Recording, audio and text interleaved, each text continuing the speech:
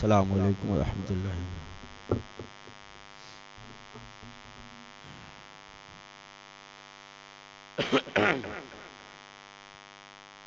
اعوذ باللہ من الشیطان الرجیم، بسم اللہ الرحمن الرحیم۔ ولا تکونوا کالذین تفرقوا واختلفوا من بعد ما جاءهم البینات واولئک لهم عذاب عظیم۔ یوم تبیض وجوہ وتسود وجوہ فاما الذین اسودت وجوہہم اکفرتم بعد ایمانکم فذوقوا العذاب بما کنتم تکفرون واما الذین ابیضت وجوہہم ففی رحمت اللہ ہم فیہا خالدون۔ اور ان جیسے نہ ہونا جو آپس میں پھٹ پڑے، یعنی اللہ کی رسی کو مضبوطی سے تھام لو اور فرقے بازی مت کرنا، اور پہلے کی امتوں کی طرح مت ہونا کہ وہ لوگ آپس میں فرقہ فرقہ ہو کر بٹ گئے، آپس میں پھٹ پڑے اور ان میں پھوٹ پڑ گئی بعد اس کے کہ روشن نشانیاں انہیں آ چکی تھیں، اور ان کے لیے بڑا عذاب ہے۔ جس دن کچھ منہ اجیالے ہوں گے اور کچھ منہ کالے، تو وہ جن کے منہ کالے ہوئے، کیا تم ایمان لا کر کافر ہوئے تو اب عذاب چکھو اپنے کفر کا بدلہ، اور وہ جن کے منہ اجالے ہوئے وہ اللہ کی رحمت میں ہیں، وہ ہمیشہ اس میں رہیں گے۔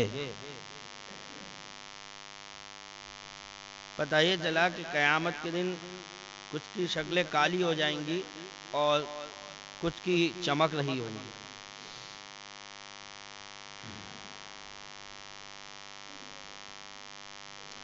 اے انصاریوں یا اے صحابہ یا اے علماء اسلام، تم اخلاق، عادات، صورت، سیرت، لڑائی بھڑائی، تفرقہ بازی اور مذاہب سازی میں کبھی ان اہل کتاب کی طرح نہ ہونا جو آپس میں دین میں پھٹ گئے اور جن میں پھوٹ پڑ گئی، جس کے باعث ان میں دینی فرقے پیدا ہو گئے اور ملکی، قومی و زبانی پارٹی بندیاں اور ان کی یہ ساری حرکتیں بے خبری، ناسمجھی، نادانی سے نہ تھیں۔ ان کے پاس کتاب الہی پہنچ چکی تھی جس میں انہیں سنبھالنے کے لیے روشن آیتیں موجود تھیں۔ وہ کتابوں سے خود نہ بنے بلکہ کتابوں کو بگاڑ دیا، اس طرح کہ انہوں نے اپنے کو کتب کے سانچے میں نہ ڈھالا بلکہ کتب الہی کو اپنے سانچے میں ڈھالنے کی کوشش کی۔ خود اللہ کی کتاب کے سانچے میں نہیں ڈھلے بلکہ اللہ کی کتاب کو اپنے سانچے میں ڈھالنے کی کوشش کی۔ ان لوگوں کو ایسی مار اور سزا دی جائے گی جو خیال و گمان اور وہم سے ورا ہے، مگر آج نہیں بلکہ اس دن جب تمام مخلوق جمع ہوگی، یعنی قیامت کے دن، اور مومن و کافر چھانٹ دیے جائیں گے کہ کافروں کے منہ کالے ہوں گے اور مومنوں کے اجیالے ہوں گے۔ جو کالے ہوں گے وہ کافروں کے منہ ہوں گے اور مومنوں کے منہ اجالے ہوں گے، اجیالے ہوں گے۔ کافروں سے پرسش ہوگی کہ بد نصیبو، تم ہمارے یہاں سے مومن گئے تھے۔ جب دنیا میں کوئی بھی آتا ہے انسان تو وہ مومن ہی آتا ہے۔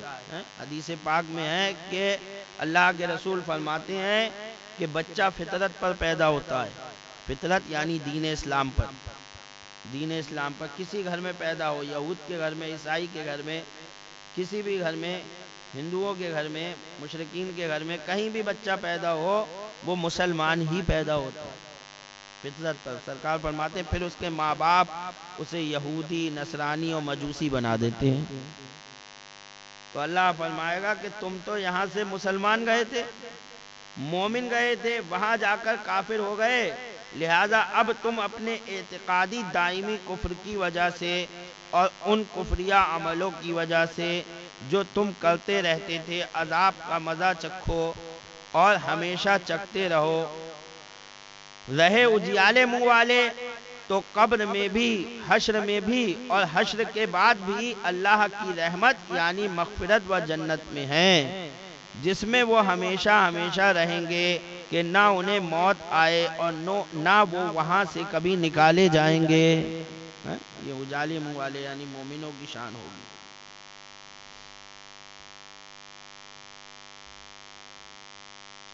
تلک آیات اللہ نتلوها علیک بالحق وما اللہ یرید ظلما للعالمین وللہ ما فی السماوات وما فی الارض والى اللہ ترجع الامور۔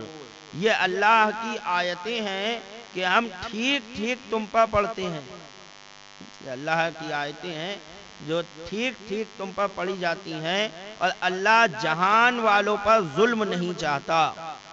اللہ کسی پر ظلم نہیں کرتا ہے کہ کافروں کو جو جہنم میں ڈالا جائے گا تو یوں نہیں کہ ان پر اللہ نے ظلم کر دیا، معاذ اللہ رب العالمین، اللہ ظلم سے پاک ہے، اور اللہ جہان والوں پر ظلم نہیں چاہتا، اور اللہ ہی کا ہے جو کچھ آسمانوں میں ہے اور جو کچھ زمین میں ہے، اور اللہ ہی کی طرف سب کاموں کا رجوع ہے۔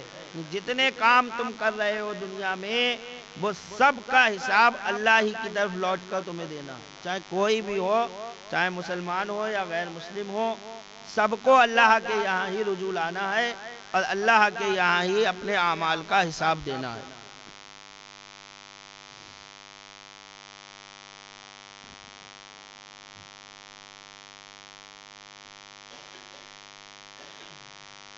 کنتم خیر امت اخرجت للناس تأمرون بالمعروف وتنہون عن المنکر وتؤمنون باللہ ولو آمن اہل الکتاب لکان خیرا لہم منہم المؤمنون واکثرہم الفاسقون۔ تم بہتر ہو ان سب امتوں میں جو لوگوں میں ظاہر ہوئیں، یعنی اے امت محمدیہ صلی اللہ علیہ وسلم تم بہترین امت ہو ان تمام امتوں میں جو اب تک آئی ہیں، ان میں سب سے بہتر امت جو ہے وہ تم ہو۔ یہ اللہ تبارک و تعالیٰ نے فرمایا تم بہتر ہو ان سب امتوں میں جو لوگوں میں ظاہر ہوئیں، بھلائی کا حکم دیتے ہو اور برائی سے منع کرتے ہو۔ کیوں بہتر ہو؟ تو وجہ بتا دی کہ تمہارے اندر یہ خوبی ہے اے امت محمدی کہ تم لوگوں کو اچھے کام کا حکم دے دیتے ہو اور برے کام دیکھ کر اسے روک دیتے ہو، ٹوک دیتے ہو۔ بولو یہ خوبی اپنے اندر سے کیوں ختم کر رہے ہیں مسلمان؟ آج مسلمان کہہ رہے ہوریا جو ہونے دو، کون پڑھے؟ نہیں، یہ تو اللہ نے قرآن میں تمہاری خوبی بیان کری ہے، یہ تو ایک مومن کی شان ہے، اپنی شان ختم کر رہے ہو آپ لوگ، پھر کہہ رہے ہو لوگ ہمیں ذلیل کر رہے ہیں، رسوا کر رہے ہیں، تو آپ تو ذلیل خود ہو رہے ہو۔ اللہ نے تمہاری شان بتائی تھی کہ تمہاری شان یہ ہے کہ تم اچھائی کا حکم دیتے ہو اور بری باتوں سے روکتے ہو، اور تم نے اپنی شان خود ختم کر دی۔ یہ اسی وجہ سے تمہیں بہترین امت بتایا، تو اپنی شان ختم مت کرو، جو کام جو تمہارے اندر خوبی تھی اس خوبی کو برقرار رکھو، کہیں بھی کوئی جو ہے غلط کام ہوتے ہوئے دیکھو اسے روکو، اور روکنے کے جو ہے قاعدے سرکار نے بتائی دیے کہ جو ہاتھ سے روکنے کی طاقت رکھتا ہے وہ ہاتھ سے روک دے، اور جو ہاتھ سے نہیں روک سکتا وہ زبان سے کہے۔ زبان سے تو کہنا چاہیے آدمی کو، آج زبان سے بھی نہیں کہتا، کہتا ہے ہو رہا ہونے دو ہم تھوڑی پڑھ رہے ہیں۔ نہیں، ایک آپ اتنی سی زبان نہیں ہلا سکتے غلط کام کے لیے کہ یہ غلط کر رہے ہو آپ لوگ، کہ کہنا ہوگا آپ کو۔ آپ لوگ کی چپی سادھنے کی ہی وجہ ہے کہ جو ہے گناہ جو ہے اتنے دنیا میں بڑھتے چلے جا رہے ہیں، آدمی کو شرم و حیا اٹھ گئی تو سوچا کوئی ٹوکنے والا ہی نہیں ہے۔ 4 لوگ جوا کھیلتے ہوں اور وہاں سے 8 لوگ گزرے اور آگے کہے کیا کر رہا ہو، یہ غلط کام ہے، بری بات ہے بیٹا مت کرا کرو، اور یہ کہہ کے چلے جاؤ، نہیں ماننا ہو تب بھی پھر دوسرا آئے، ارے بیٹا یہ کیا کر رہا ہو، یہ بہت بری بات ہے بیٹا، یہ نہیں کھیلنا چاہیے، غلط ہے، چلو جاؤ ختم کر دیو، پھر چلے جاؤ، وہ پھر بھی نہیں اٹھے، تیسرا پھر آئے، ارے بیٹا یہ غلط بات ہے کیا، ارے وہ خود کہیں گے یار چلو یہاں سے جو آ رہی ہے ٹوک رہا ہے، خود انہیں شرم آنے لگے گی کہ یار یہ تو جو آ رہا ہے وہ ٹوکتا ہوا آ رہا ہے، ایک وہ دو ہو، یہاں تو لائن لگ گئی، چلو یہاں سے تو چلو کہیں اور چل رہا ہے۔ تو آج کھلم کھلا بیٹھ کے یہاں کھیت میں کھیلتے رہتے ہیں، یہ کیا وجہ ہے کہ وہ کھیل رہے ہیں، کوئی ٹوکنے والا ہی نہیں ہے، کوئی کہنے والا ہی نہیں ہے ان کو، کہیں گانے بج رہے ہیں ان کو کوئی کہنے والا ہی نہیں ہے، بج رہا ہے تو بج رہا ہے۔ تو یہ آپ کی شان تھی کہ آپ اس چیز کو ٹوک دو، حضور پیر و مرشد حضور تحسین ملت آپ فرمایا کرتے تھے کہ کہیں غلط کام ہوتا ہوا دیکھو اور تمہیں معلوم ہے کہ میرے کہنے سے یہ نہیں مانیں گے، میرے کہنے سے یہ لوگ مانیں گے نہیں، تب بھی کہہ دو، تب بھی کہہ دو، تمہارا فریضہ اتر گیا، تم بری ہو گئے کہ ہاں رب کے ہاں کہو گے اے پروردگار عالم میں نے ٹوکا تھا، یہ مانے نہیں، معلوم ہے نہیں مانیں گے لیکن پھر بھی کہو۔ آدمی سوچے یار ہم کہیں گے مانیں گے کہاں، نہیں، اپنا فریضہ ادا کرو، جو تمہارا کام ہے وہ تم کرو، ماننا نہ ماننا ان کا کام ہے، جو تمہیں اللہ نے خوبی دی ہے اس خوبی کو ادا کرو، وہاں پہ اس کو کہو ضرور، کہو، پھر نہیں مانے ہٹ جاؤ اس جگہ سے۔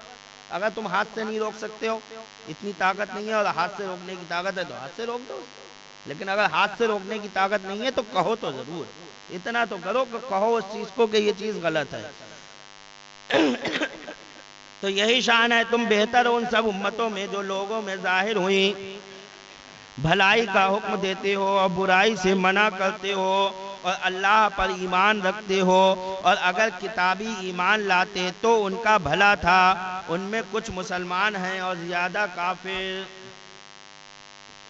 یہ آیت کریمہ نازل کیوں ہوئی؟ کہہ رہے ہیں ایک مرتبہ مالک ابن سیف اور وہب ابن یہودہ علماء یہود نے حضرت عبداللہ ابن مسعود اور ابی ابن کعب، معاذ ابن جبل، سالم مولا حذیفہ اور دیگر انصار سے کہا کہ تم نے مسلمانوں میں کیا خوبی دیکھی کہ ہم سے محبت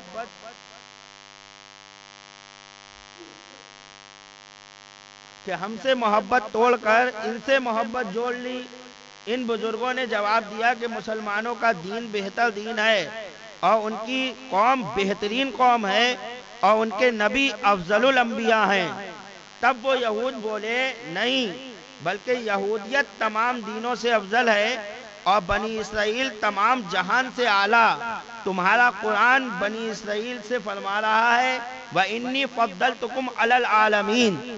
انہوں نے یہ آیت پڑھی قرآن کی کہ تمہارے قرآن میں خود ہے کہ وَإِنِّي فَضَّلْتُكُمْ عَلَى الْعَالَمِينَ، اور ہم نے تمام عالم پر تمہیں فضیلت دی۔ یہودیوں کے بارے میں یہ آیت ہے، تو انہوں نے یہی آیت پڑھ دی کہ تم کہتے ہو کہ مسلمان فضیلت والے ہیں، قرآن میں تو خود ہے کہ انی فضلتکم علی العالمین۔ تب ان یہودیوں کی تردید میں اور ان بزرگوں کی تائید میں اللہ تعالیٰ نے یہ آیت کریمہ نازل فرما دی کہ تم بہترین امت ہو، تم ہی بہترین امت ہو، یہودی نہیں ہے۔ وہ جو کہا گیا کہ انی فضلتکم علی العالمین، کہ یہودی تمام عالم میں ان کو فضیلت دی گئی، یہ ان کے وقت کے حساب سے تھا، جس وقت وہ تھے اس وقت ان سے افضل کوئی نہیں تھا۔ جب موسیٰ علیہ السلام کا دور تھا اور یہ یہودی تھے، بنی اسرائیل کا دور چل رہا تھا، تو اللہ تعالیٰ نے فرمایا تمہیں اللہ تعالیٰ نے تمام عالم میں سب سے افضل بنا دیا اس دور میں، اور جب آخری نبی تشریف لائے تو یہ مطلب نہیں ہے کہ تم ان سے بھی افضل ہو گئے۔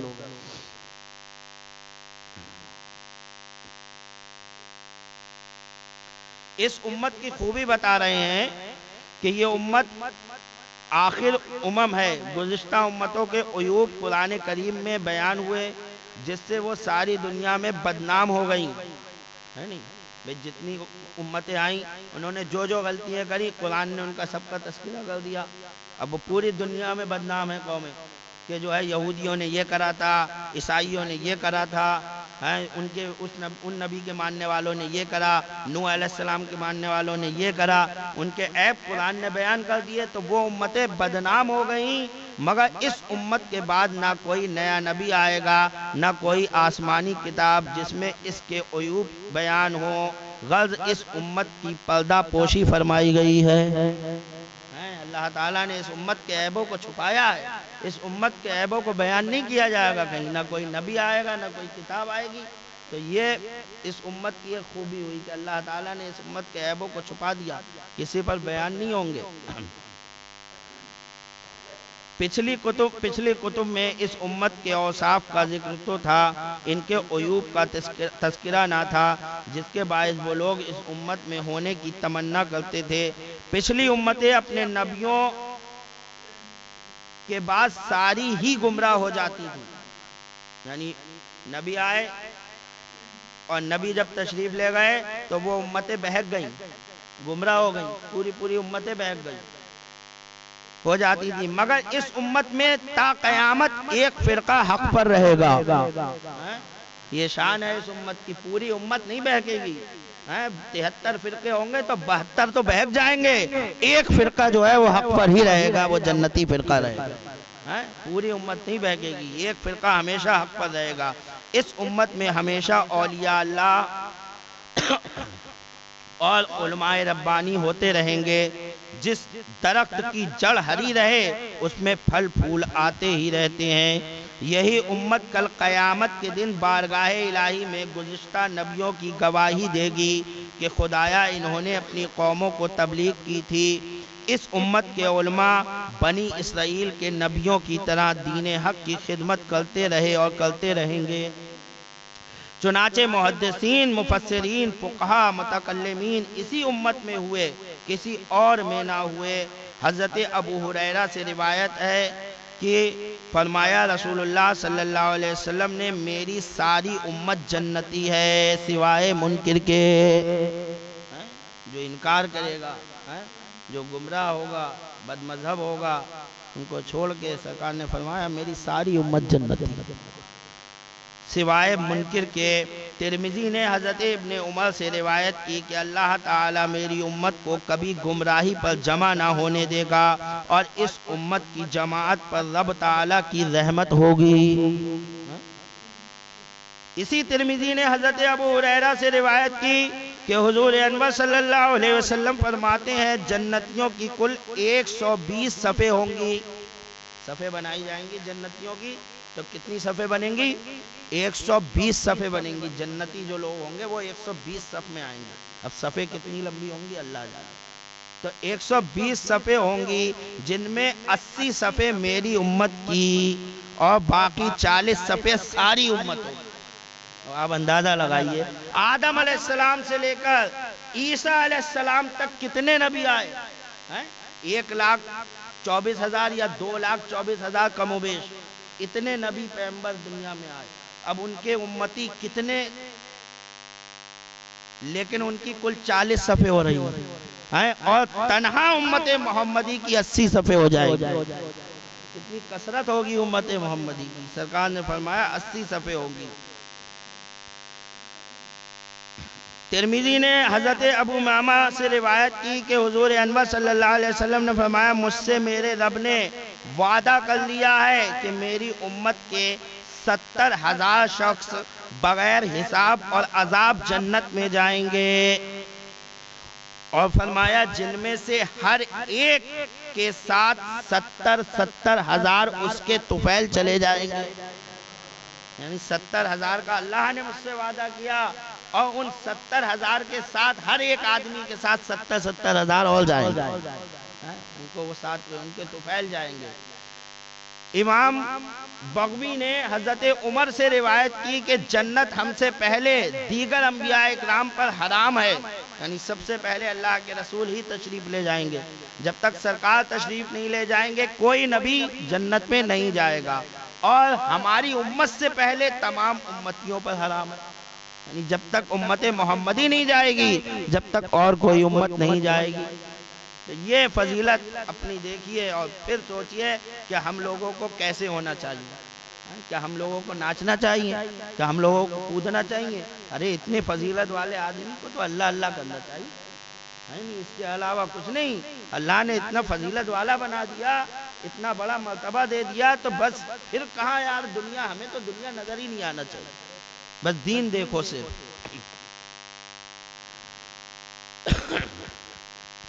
لن يضروكم الا اذى وان يقاتلوكم يولوكم الادبار ثم ينصرون، وہ تمہارا کچھ نہ بگاڑ سکیں گے مگر یہی ستانا، اور اگر تم سے لڑیں تو تمہارے سامنے سے پیٹ پھیر جائیں گے، پھر ان کی مدد نہ ہوگی۔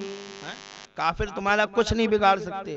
یہ صحابہ اکرام کو بشارت دی جا رہی ہے کہ اے صحابہ اکرام تم مت گھبراؤ، یہ یہودی یہ تمہارا کچھ نہیں بگاڑ سکتے، صرف تمہیں ستا رہے ہیں کفار، اس سے زیادہ تمہارا کچھ نہیں کر سکتے، جب تم سے مقابلہ کریں گے تو پیٹ پھیر کر بھاگیں گے۔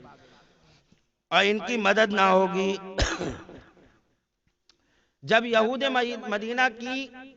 مدینہ کے چوٹی کے عالم سیدنا عبداللہ ابن سلام ماں اپنے ساتھیوں کے ایمان لے آئے اور صحابیت سے مشرف ہو گئے، تو ابو رافع، ابو یاسر، کعب ابن اشرف، کنانہ اور ابن سوریہ وغیرہ سردار ان یہود نے ان بزرگوں کو طعنہ اور ملامتیں شروع کر دیں اور ان کے خلاف سازش کرنے لگے، جس سے ان بزرگوں کو کچھ فکر لاحق ہوئی۔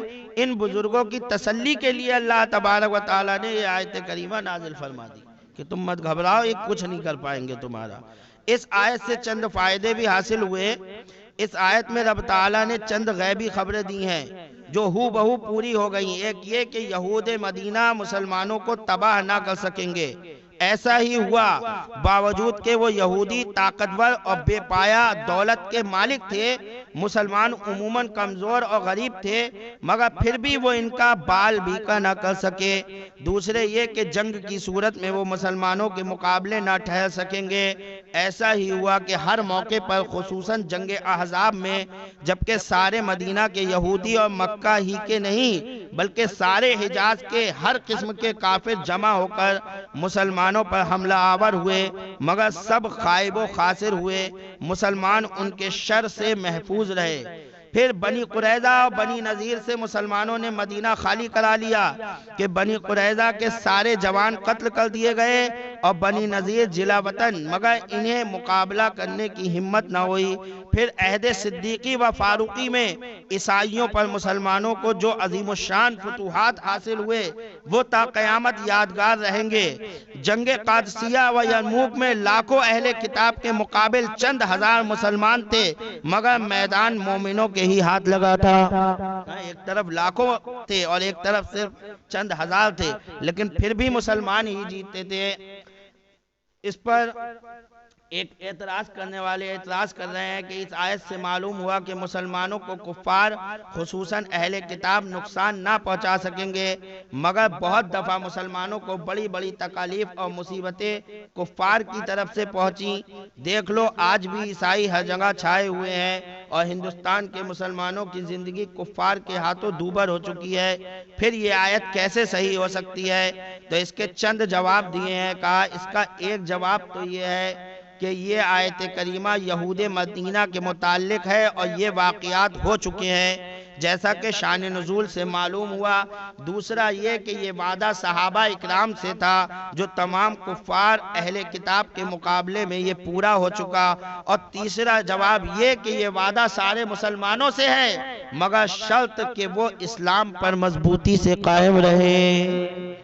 سب سے ہے یہ وعدہ، لیکن اس شرط کے ساتھ اس آیت کی تفسیر وہ آیت کر رہی ہے وَأَنْتُمُ الْأَعْلَوْنَ إِن كُنْتُمْ مُؤْمِنِينَ، اعلیٰ تم ہو، حکومتیں تمہارے لیے ہیں، شرط یہ ہے کہ تم مومن ہو جاؤ۔ قرآن کی یہ آیت اس آیت کی تفسیر کر رہی ہے۔ آج کے مسلمان کفار کے ہاتھوں بہت تنگ ہیں، مگر ہماری بدعمالیاں بھی حد سے بڑھ چکی ہیں۔ ہم پر اس وقت آسمانی عذاب کا نہ آنا صرف اس لیے ہے کہ رب تعالیٰ نے وعدہ فرما لیا ہے کہ اے محبوب جب تک تم ان میں ہو میں ان پر کوئی عذاب نازل نہیں فرماؤں، ورنہ ہمارے اعمال اتنے برے ہو چکے ہیں کہ اللہ کا عذاب نازل ہو جاتا کوئی نہ کوئی۔ جب میں کہتا ہوں کہ اے اللہ میرا حال دیکھ، حکم ہوتا ہے کہ اپنا نامہ اعمال دیکھ۔ جب ہم رب سے دعا کرتے ہیں یا اللہ ہمارا حال دیکھ، تو غیب سے آواز آتی ہے کہ پہلے اپنا نامہ اعمال دیکھ، اپنے اعمال کیسے ہیں، پھر ہم سے جو ہے گلا کرو کہ ہمارا حال کیسا ہے۔ اپنے اعمال درست کر لو، حال خود بخود درست ہو جائے گا۔ وَمَا عَلَيْنَا إِلَّا الْبَلَاغُ۔ سنتیں پڑھ لیں۔